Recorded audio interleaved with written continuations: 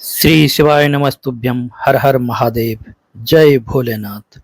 भीतिया भागलपुर संगम में आप सभी शिव प्रेमी का हार्दिक स्वागत है। परम पूज्य प्रदीप मिश्रा जी उपाय के बारे में बताते हैं। 3 तरह का जल शिव को समर्पित होता है और वो तीनों तरह के जल का अलग अलग भाव है हमारा।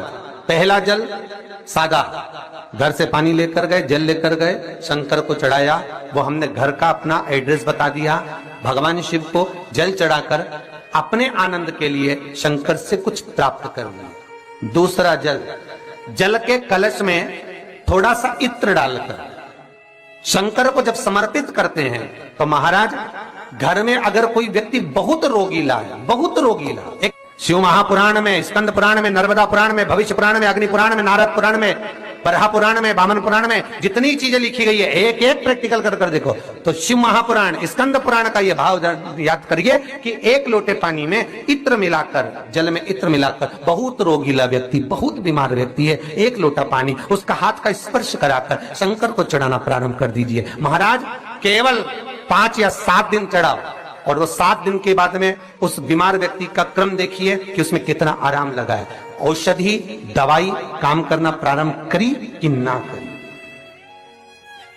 केवल इत्र समर्पित, इत्र का जल।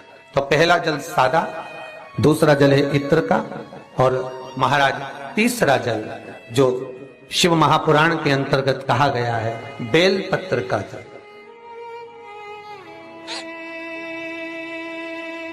तीसरा जो जल है वो बेलपत्र का जल है। बेलपत्र का जल कैसा?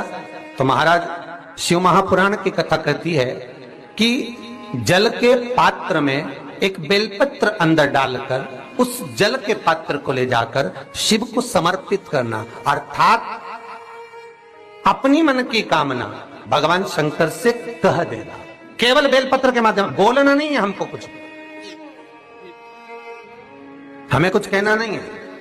3 तरह का जल का जो व्याख्यान वर्णन किया गया, एक सादा जल जो भगवान को कहा, आपने अपना एड्रेस बता दिया, आपने अपने मन का भाव बता दिया। इत्र का जो जल चढ़ाया गया वो केवल रोग मुक्ति के लिए चढ़ाया गया। और तीसरा बेलपत्र, अगर उस जल में एक बेलपत्र भी पड़ी हुई है और वो बेलपत्र पड़ा हुआ जल आप जिस भाव से चढ़ा रहे हो, जिस कामना से चढ़ा रहे हो, शंकर वो कामना आप